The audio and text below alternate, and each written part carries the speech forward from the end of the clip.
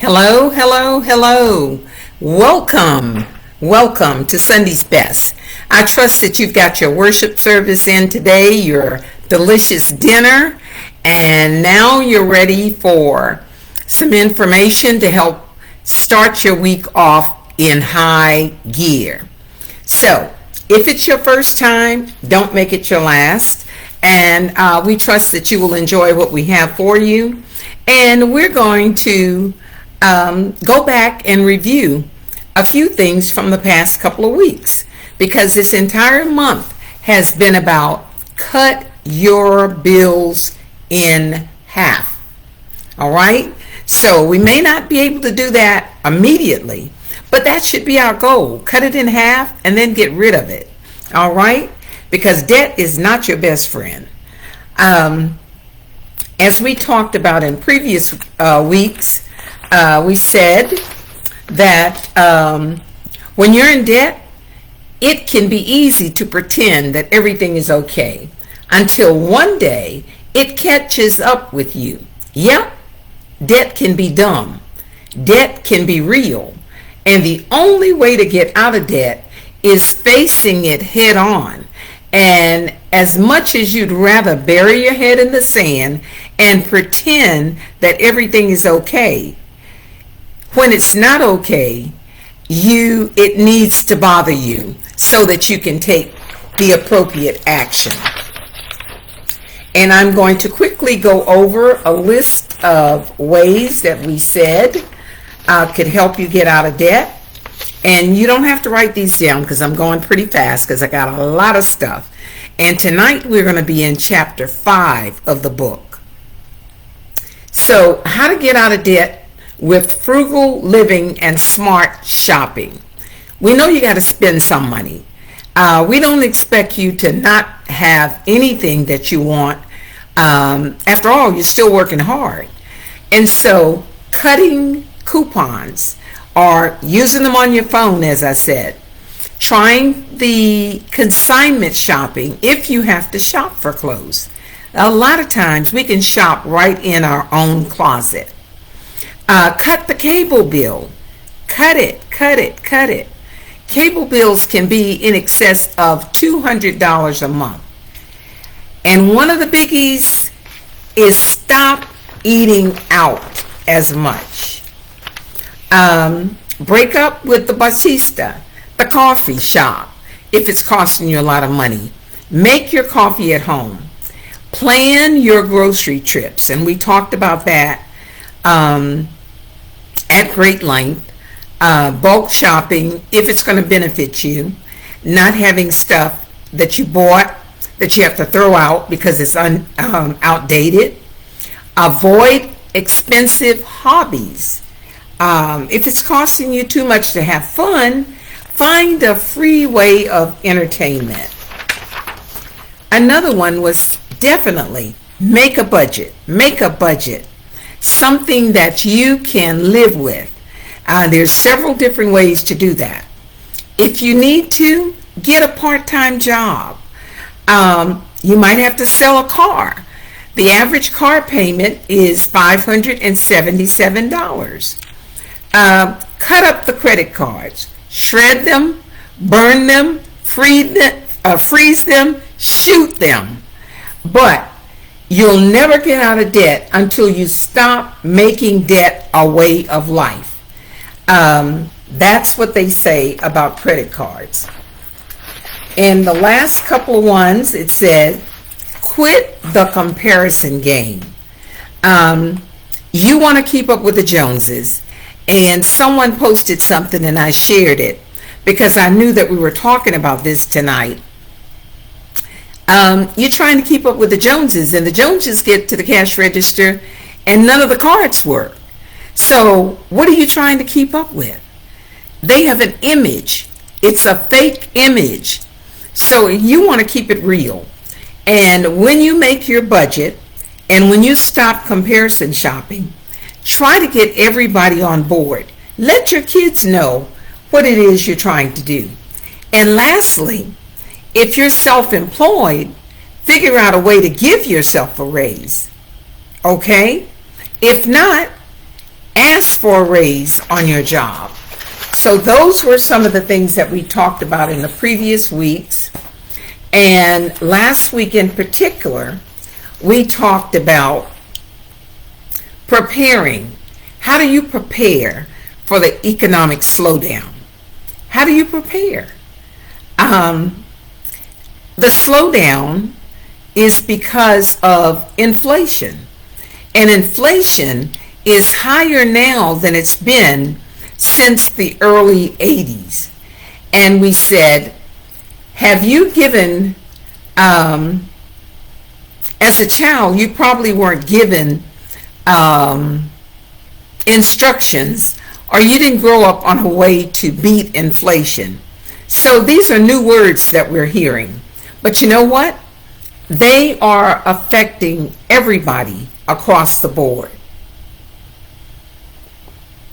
And the three major areas that we all are going to be hit in, are already hit in, are food, transportation, and shelter.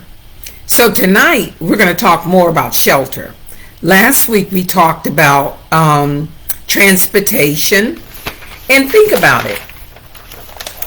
If you have a car, your husband has a car, or your wife has a car, your child has a car, you may have 3 car payments. You got 3 tanks to fill up. You got 3 cars to cover, insurance-wise. 3 cars to pay taxes on.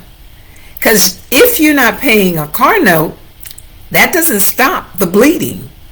And so it does well for the whole family to be in agreement and know where you're trying to go, because it's going to cost you more, a lot more, in the next couple of years.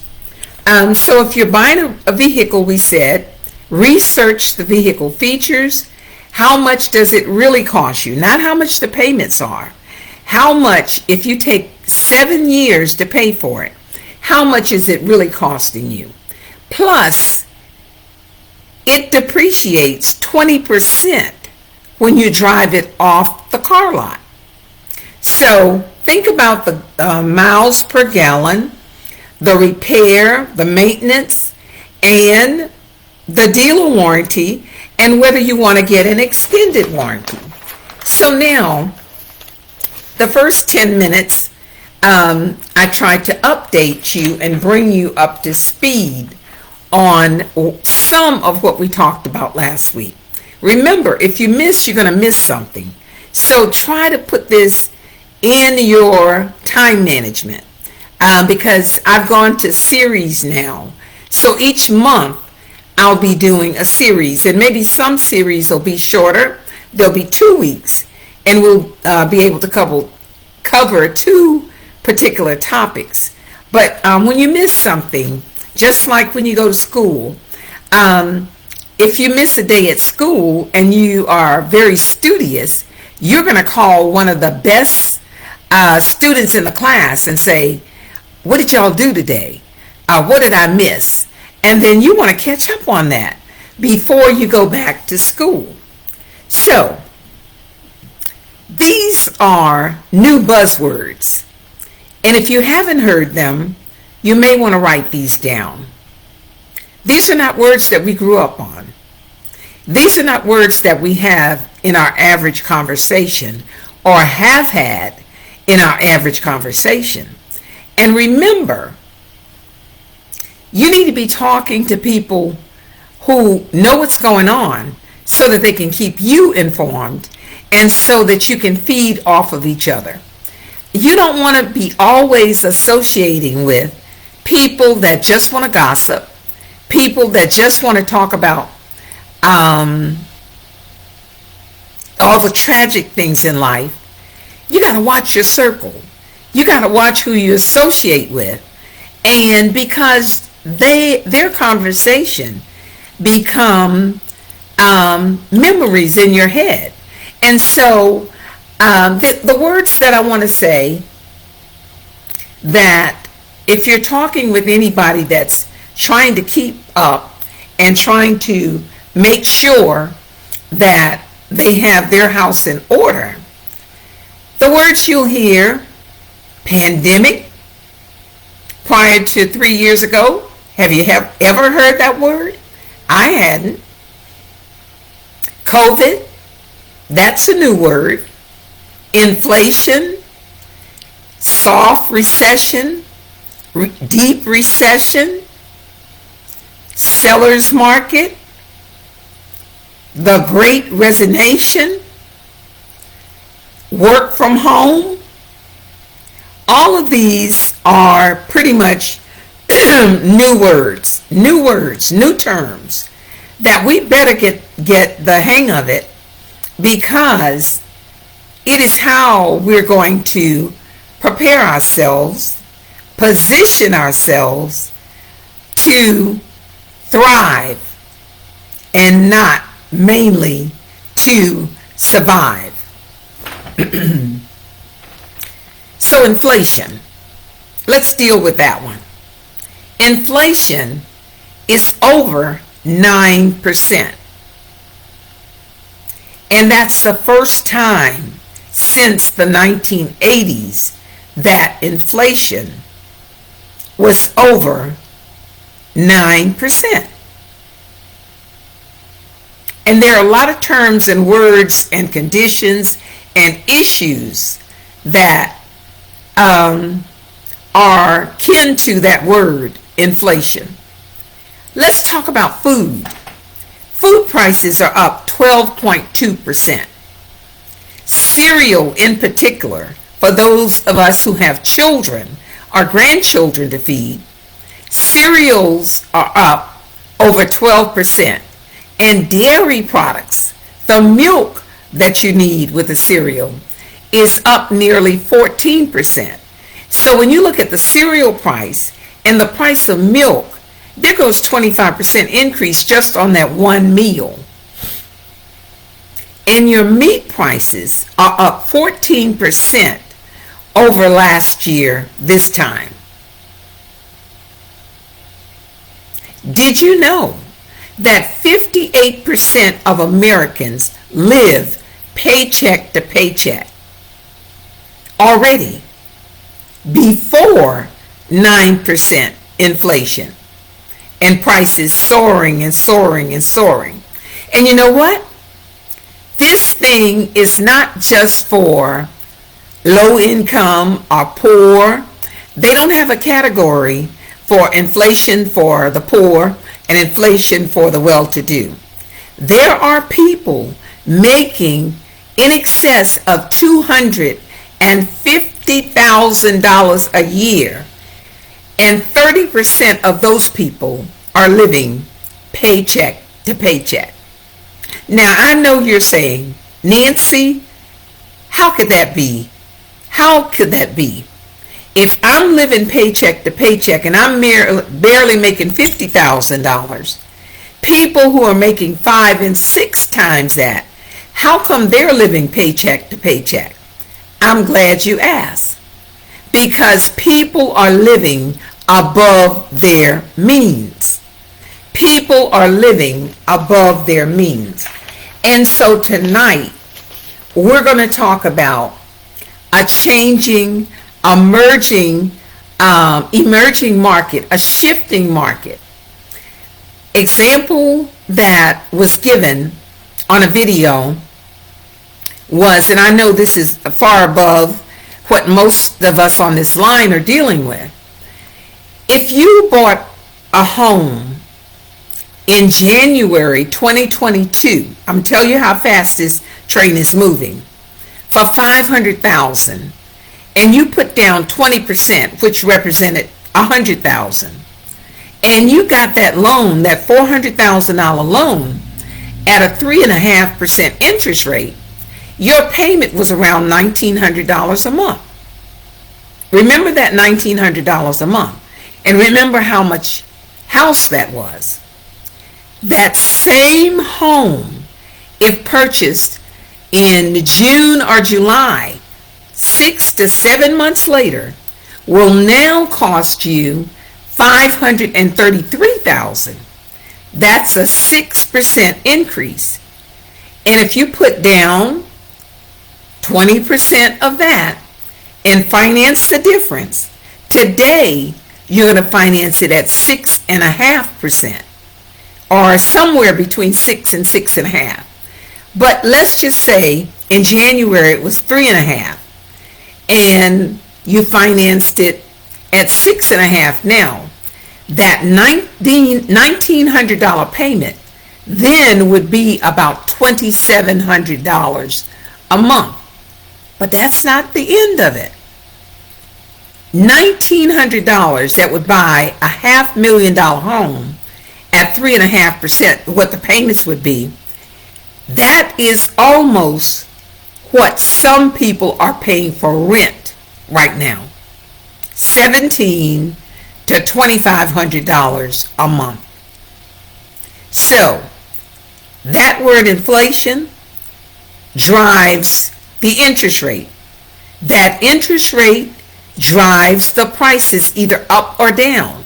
Because if interest rates are down, prices of homes are going up because people are buying more for their money.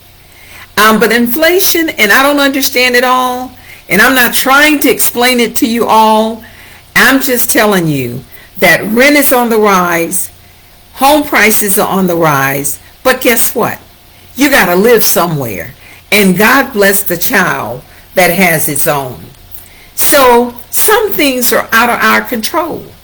And so the things that we can control, like the amount of debt that we get into, we can't time the market, the stock market, nor the housing market, nor the interest rates. But what we can do is be around people who are willing to share and shed light on the situation. When a lot of people hear inflation, when they hear interest rates rising, and remember, 6.5 may seem high, because if you're driving 90 miles an hour and you slow down to 60 seems slow. But interest rates have been as high as, I have seen them in my lifetime, as high as 18%. So don't count yourself, or don't leave yourself out of the home buying market because the interest rate is 6.5%. And especially if you're going to opt to rent for $2,500, you're never going to get ahead. Rent does not create any equity. Rent does not create any walkaway money for you. For the landlord, it does. Rent is passive income. It's a way that the landlord is going to retire. Okay? So you want to be on the right side of money. And if you're not there yet, don't give up. You need to understand the money system. That's the only way you're going to enjoy the benefits. People who own property have the opportunity to build equity. They have the opportunity to buy low and sell high. People who rent don't enjoy that freedom. The system is built to benefit people who are producers, people who are investors, not people who are consumers. The tax laws are not made to benefit you unless you are, again, producing a good or service, owning, not owing. It's not to benefit you. And so if you want to get on the right side of money, you either use it or take advantage of the tax benefits, or as they say, you get screwed. And that's it. I mean, I don't use that word often, but that's exactly what it said. And this inflation is tightening that screw. And so you got to know a little bit about money. You got to act differently about money. And you got to appreciate the fact that everybody has the opportunity. Everybody has the opportunity to choose to be in debt or to get out of debt. So, there's a song called Money, Money, Money. And so how many of you know that when it comes to your money, these are some buying nuggets and buying tips. How much you really are paying for financing depends on whether you're paying a 3% interest or whether you're paying a 6%. It also depends on the term, whether it's a 15-year note or whether it's a 30-year, and whether it's a fixed rate or whether it's an adjustable rate. And you got to be leery, and it's kind of eerie of the adjustable rate. It is good for some people, a few people that have a career path that may not keep them in one location very long. Somebody that knows that in 3 to 7 years, their income is going to double. Or if one person is working now and you get an adjustable rate mortgage and that mortgage rate jumps 2%, because you see what happened between a 3.5 and a 6.5. And if you're not prepared and your rate adjusts and it adjusts 3% or 2%, or it adjusts and then adjusts again in 7 years, you can be way in over your head. Another buying tip is some people, they want to buy a home that's in move-in condition, and that's great. Other people are bargain hunters. They're looking for fixer-uppers. And I have some warnings for you for fixer-uppers. And we're going to cover that in chapter 5. There's such a thing, another word, as sweat equity when it comes to buying tips. The job, sometimes 50% of it is labor, or 60% is labor and markup. The rest of it is for the material. So if you know how to do certain things, it could keep money in your pocket, and it could keep the price of a project down, but only if you are very good at that. Okay? It makes a difference in your taxes when you're buying, whether you're paying 4% for owner-occupant or whether you're paying 6%. And it doesn't sound like the difference between 4% and 6% can be much, but it really is when it comes to property taxes.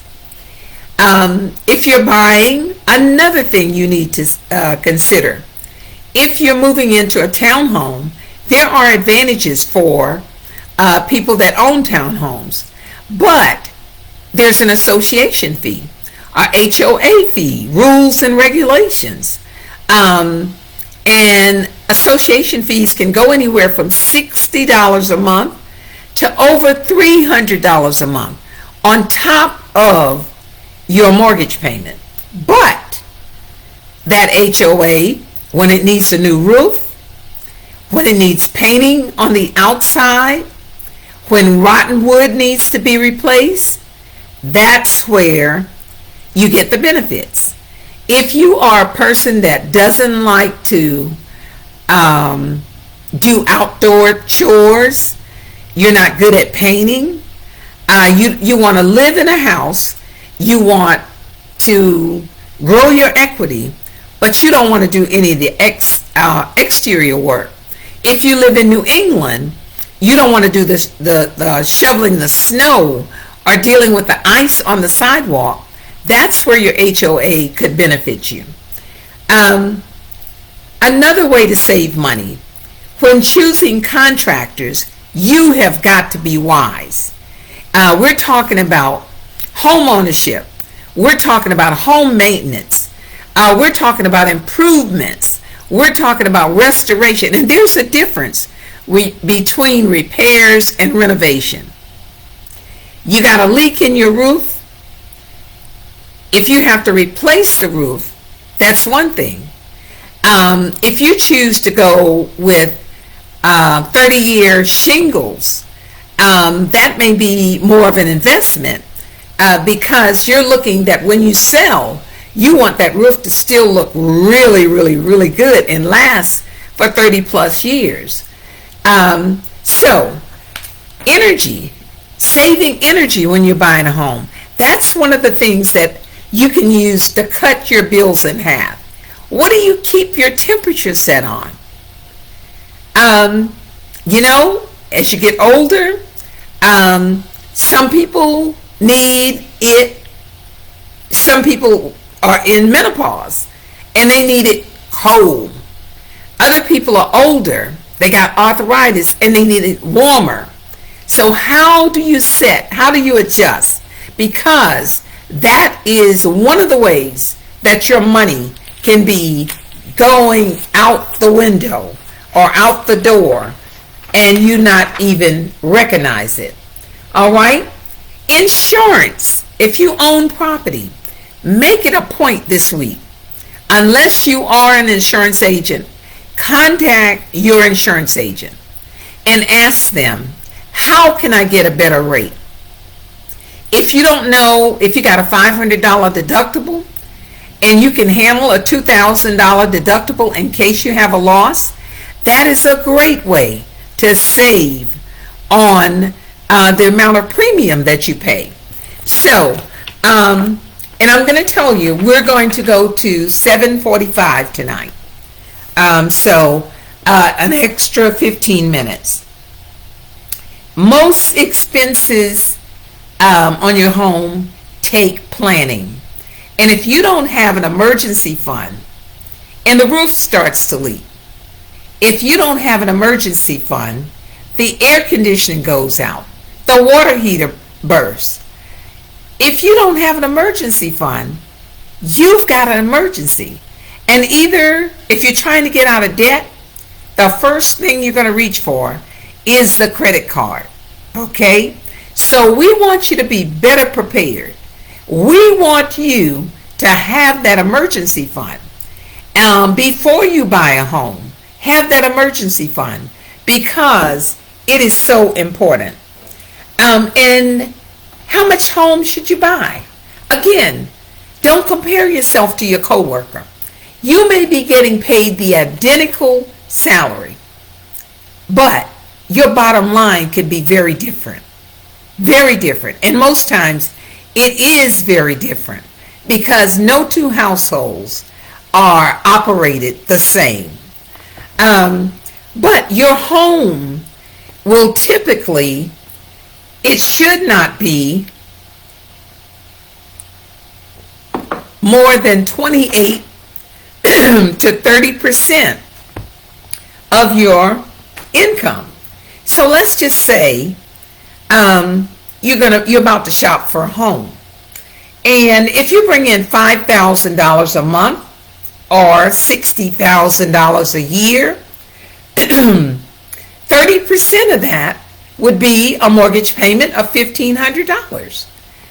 If you bring in $10,000 a month and your lender says 28% is the threshold, then your payment can be $2,800 a month.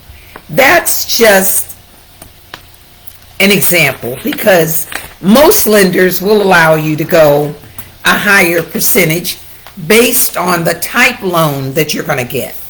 So when you get a chance, I want you to read chapter 5. It has a lot of good information in it. And for starters, it said, when you're buying a home, it doesn't fit into a safety deposit box. And you can't trade it in on the New York Stock Exchange. But buying a home remains the most important the single largest investment that most of us will ever make. So they have the entire chapter in this book of how to cut your expenses in half, dedicated to ways that you can save when you're buying a home.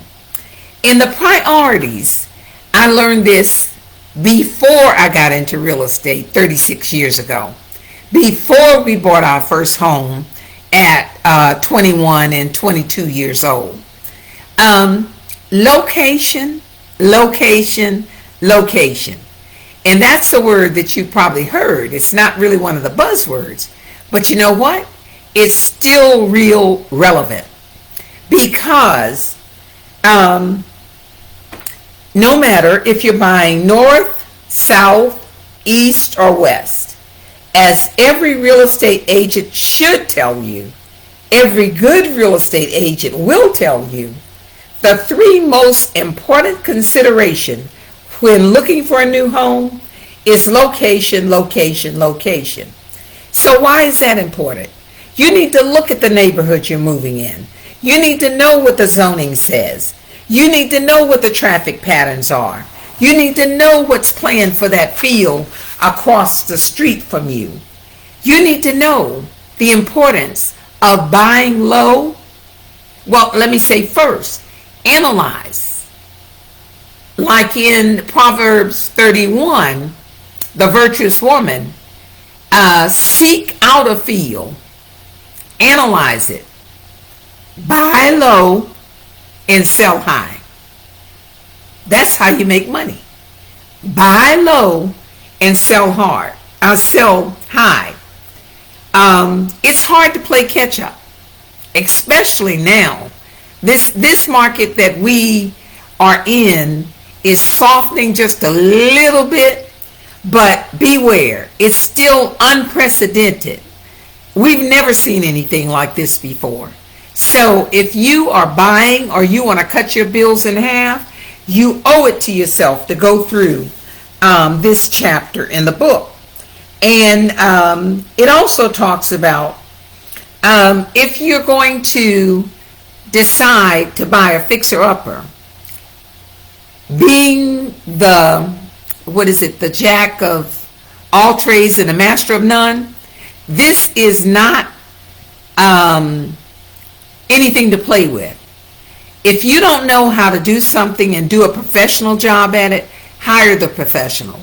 Because renovating a home, you should have in mind, buy low, sell high. And you can't sell anybody a half-done job. They're looking for, if they're going to pay top dollar, they're looking for something that's done correctly. And this tells you how to choose your contractors, what you should be looking for. It also tells you that there are certain improvements that you can make to your home that will make you a whole lot of money, 5 to 1. But there are others that you do. I mean, some people love the color black. Some people love the color purple. And to paint your house, either one of those colors, every single room, I guarantee you it's going to cost you money. It's going to cost you. And so you really want to go into this. You want to be a smart consumer, a smart buyer. You want to look at your location, not just the biggest house in the neighborhood. You want to know what other homes are selling for in that neighborhood. Because if you're going to renovate, it's your business to find out what is the average size, whether you bought a home with a 2-car garage and all the other homes have 3-car garages, or if you bought a home with no garage, but you're about to enlarge your dining room. Is somebody going to choose a home with a large dining room over a home where 99% of the homes have garages and yours does not? When you're renovating, kitchens, master suites, um, bathrooms, they drive the market right now. That's what people are looking for. One time, people would say, I need a formal living room, a formal dining room. I don't hear that often. Formal dining room, formal living room, they'll substitute that for office. They'll use that room over. You know, we call it the frog. It's our upstairs basement. Because in New England, almost every home has a basement. But here, less than 1% of the homes have basements. And when they do, you're going to pay for it. And so just continue to read. I can't go over everything in chapter 5, but I'll tell you that chapter 5 is definitely worth reading. So what I'm going to do now is give you some nuggets. Debt can do two things for you. It can make you very wealthy. Good debt that you use to buy, say, property, or you use to buy equipment for a business, that might be good debt. So good debt can make you wealthy.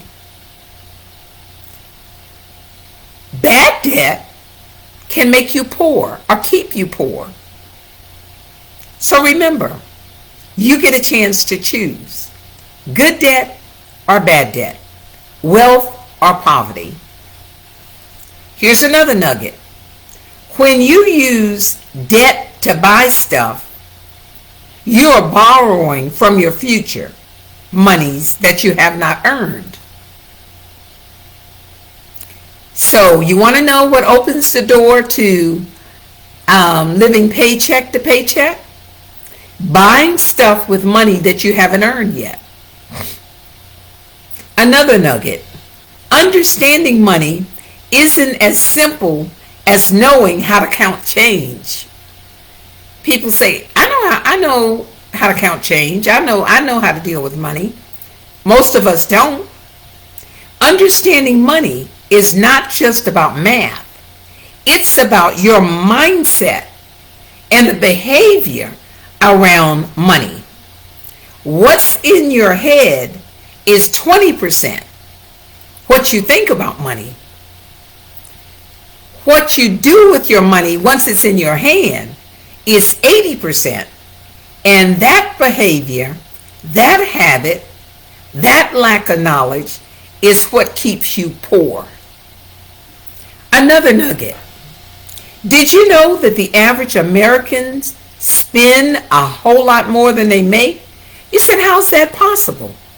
High debt, high risk loans, crazy mortgages, without having an emergency fund, without having a savings account.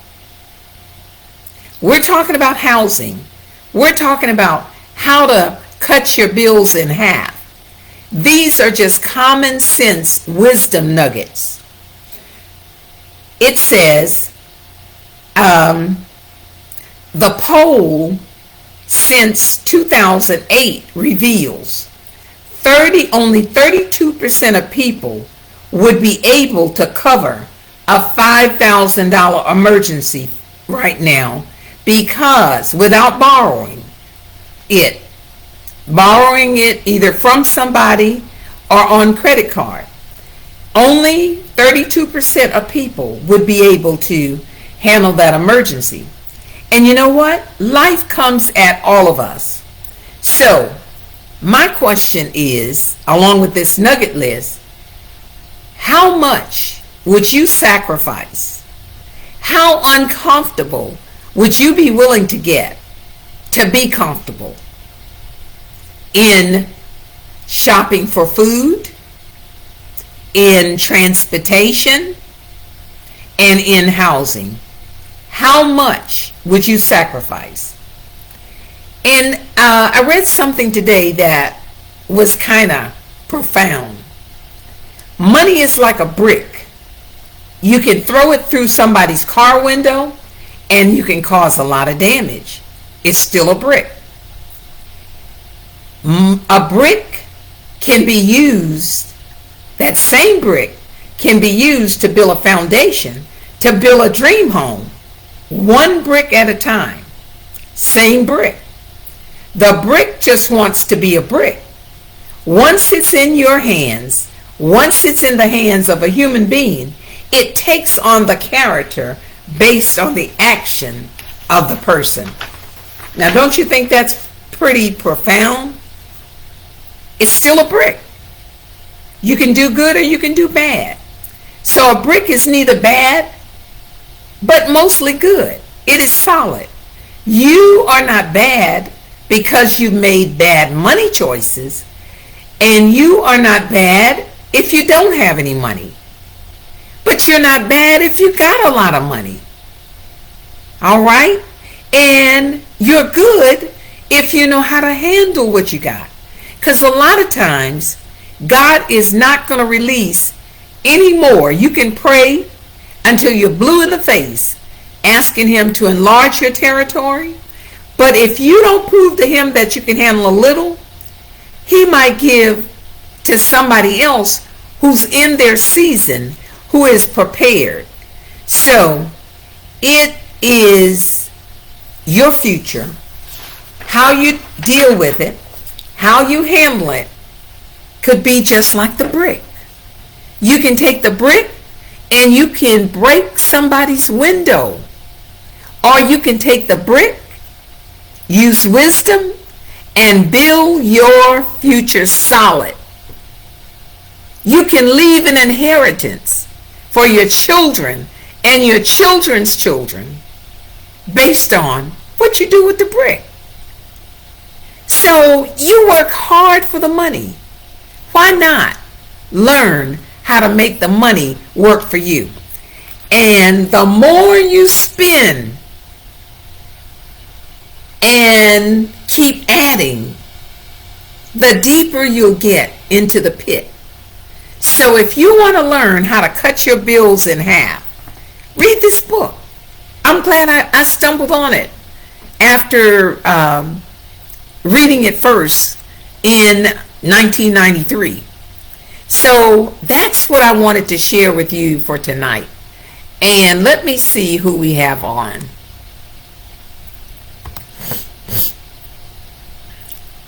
All right, Marver.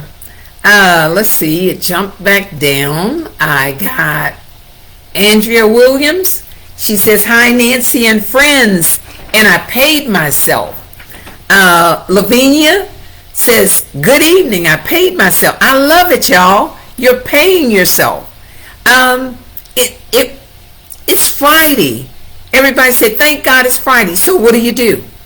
Rhonda Jackson, and I think this is Diane Jackson's daughter, who's building a home. I believe that's Rhonda. And we have Diane on, mother and daughter, that says they paid themselves. They're getting a hang of it. Gloria Cooper says, hello, Sunday's best. Gloria is from Florence. Diane is here in Columbia, but from Effingham. Sandra Bolton, the queen of real estate, is with us, and she paid herself. Oh, man, everybody's just popping on. My sister Sandra Ellison is watching. Rima from West Park, Florida, says, good evening, everyone. And my friend Martha, we'll just call her doll baby, Martha Fulton, is on from King Street. Loretta Coleman, hello, Loretta, good evening. Loretta has her own talk show. And Pat Brown is on. She says, good evening. Let's see.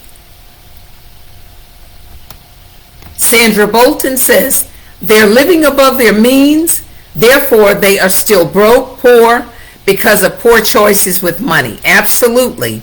Annette Davison hasn't been with us for a while. Thank you, Annette, for joining us. And my good friend, golden friend, Vivian McLean out of Atlanta, she says, we want to be on the right side of money. Good points. Thank you, Vivian. Thank you. Genevieve Burgess says great information and reminders about cutting back on spending. Gloria Moore is a regular on Sunday's Best. I appreciate all your support and ideas, Gloria. Gloria said, thank God for emergency fund. I had an emergency this week, and instead of using my credit card to resolve the issue, I went to my emergency fund. Let's give Gloria a hand. And we also have, I always mess this name up, Watika. I think she's from King Street. She says, good evening. So please forgive me for messing up your name. It's Watita. Lavinia says, I set my air condition at a certain temperature and I use my ceiling fan. Great, because that is energy. And you know what? If you cook and you cook for 2 or 3 days at one time using the same amount of electricity, that's a big help. If you set your thermostat and not keep moving it up and down and use your ceiling fans, that is a big help. You must be a smart consumer, says Vivian. Marva is from King Street, and she said, a night stacked with great information. Thank you so much. Sandra Bolton said, the men always looking for a man cave, and a woman is looking for a place to store her shoes, closet space. So that's right, Sandra. In the real estate business, that's it. Another comment says, always check your contractors out before you remodel. I'm going to say that one again. Always go to the person's house. Talk to the person. Ask for a reference. There should not be any shame in your game. It's your money. And you need to make sure that you inspect what you expect. If you can be around while some of the work is being done, all the better. So again, check those contractors out. Check their license out. Check the Better Business Bureau. And most of all, get a personal referral. Because you want that project, when it's finished, you want it to pay for itself 5 to 1. And if they do a great job, whether it's a small thing, somebody can just patch a small thing and mess it up. And then when people come looking in your home to buy it, they're looking for other jobs that are not done well. Sandra Bolton says, yes, you don't want Uncle Bobo doing electrical work. No. Gloria Moore says, so true.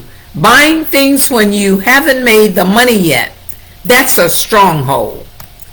And Pat Brown is giving us applause. She's agreeing with everything that's being said. And Vivian says, thank you for the session. Rima says, wow, awesome session. Thank you, Nancy.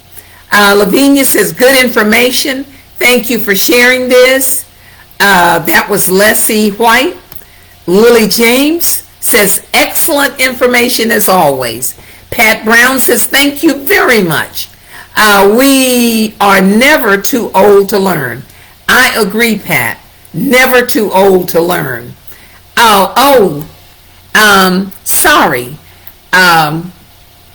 Wakita says, I'm from Columbia. So that was someone else I got you confused with. Rhonda Jackson says, yes, ma'am. My new house will be ready at the end of August. All right. Very, very, very good. If I miss somebody, I know there's some regulars that are usually on. I'm trying to go back up and see if I made... no, I can't get back up there, so I will check it out when I get off. But I thank you all for spending time with me this evening. You know, it's good for me to get the information. A lot of this is a refresher for me. A lot of it is a reminder that I can do a better job. But more importantly, I love serving people. I love helping people. And I trust that what I've given you today is only added to your knowledge. I don't think I said anything negative to hurt anybody's feeling or to make anybody feel bad. All of us are not where we could be. And those of us that think we have arrived, there's another step. And you need to take somebody else with you. Maybe that's why God made a way for you, so that you can shed light on the situation and share with someone else. Each one of us are experts in a different field. And when we put our heads together, there is no telling what we can do. And remember, our slogan for this year is, yes, you can do it. So those of you who are on that challenge to have that $4,100 by September, kudos to you. I know you can do it. Have a good night. Have a good life. Read chapter 5. And I'll see you next week at the same time, same place. And I hope you'll bring some more people with you, because we did have some new people on today. So thank you for that. Have a $1 million life. I know that's what I want for me. And I believe that's what God had for me. You know, He made a way out of no way. And I'm grateful, I'm humble, I'm thankful, and I'm still serving. So serve it up next week. Sunday's best to you.